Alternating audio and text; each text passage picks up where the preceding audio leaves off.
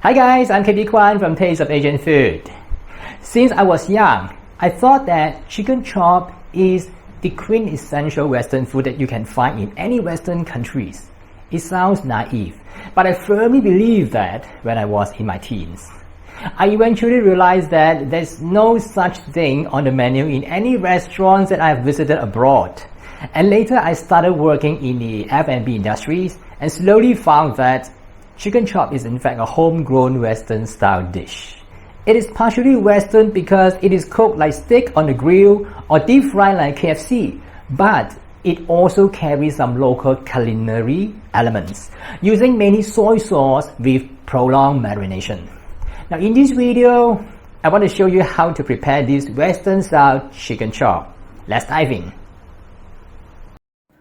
The Malaysian chicken chop is prepared with boneless chicken thigh with or without the skin. I suggest removing the skin if you want to coat it with batter to deep fry it, but it's okay to leave it on if you want to grill it as in this recipe. Drain and pat dry the chicken and then add the following ingredients. Worcestershire sauce, that doesn't sound local, but light soy sauce, that is authentically Chinese. This combination is why the Malaysian chicken chops taste so unique. Some black pepper. You also need some thyme and rosemary. It is optional, but is highly recommended.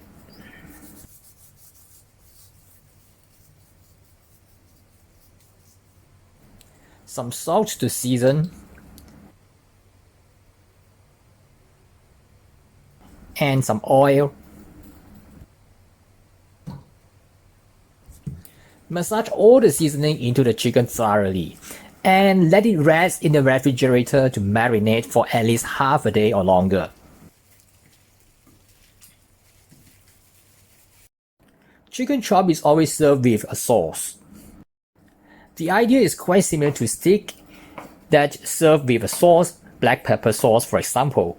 When you're running out of time, here's a simple method that you can make a mushroom sauce within 15 minutes. Slice some butter mushrooms. Get some chopped garlic.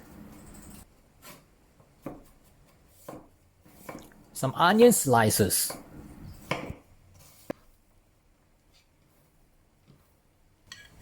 Saute the chopped garlic with some oil.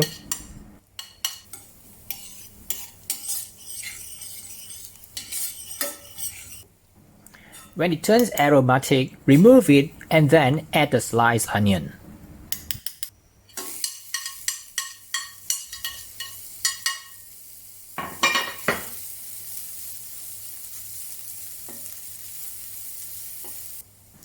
When the onion slices become tender and translucent, return the garlic to the pan. Followed by adding the mushrooms and then saute for another 1 minute.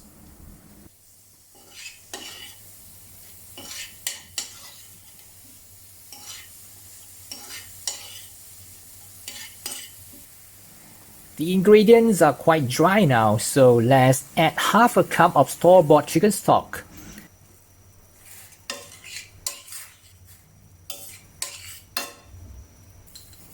Season with some salt and black pepper to taste.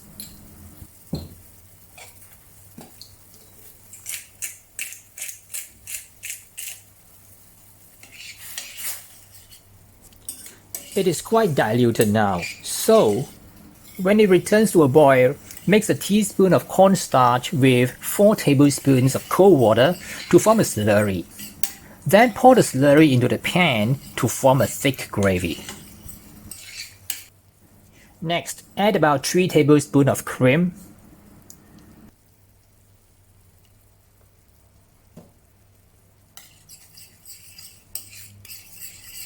And finally, darken the color of the sauce by adding about a 1/4 teaspoon of dark soy sauce. So this is an easy way to do it instead of spending hours to make the brown sauce from scratch. It only takes you 15 minutes. I use a grill pan since I'm living in an apartment. But of course, you can do it with open fire if you have a barbecue pit. Heat some oil in the pan. Peanut oil is my favorite, but palm oil, corn oil, canola oils are equally good. When the oil is heated near to its melting point, turn down the heat to medium-low. Then place the chicken chop skin side down on the grill pan and leave it undisturbed for about 4 minutes.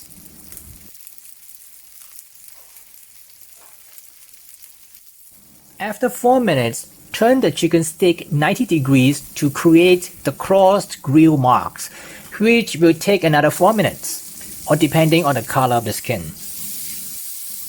When the skin reaches the desired color and the grill marks are clearly formed, flip the chicken over to grill the other side for another 4 minutes.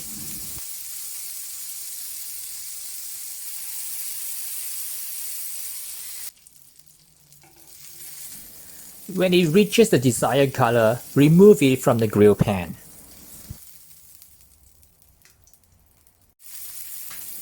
If you don't like the skin, remove it before you put it onto the grill. And follow the exactly same steps as before.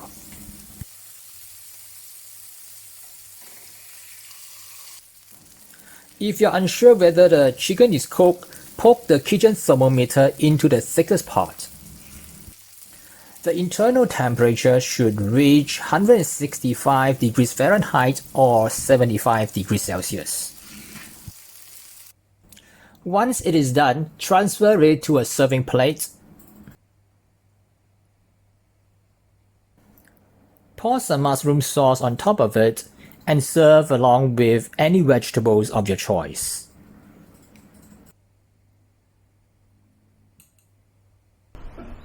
That's how I prepare the Malaysian style chicken chop.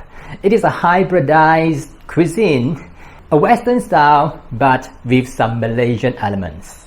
If you like this recipe, I've included the recipe in the description right below the video. And don't forget to subscribe to my YouTube channel by clicking the subscribe button and give me a like. I'll see you again in some other similar video in the future soon, and bye for now.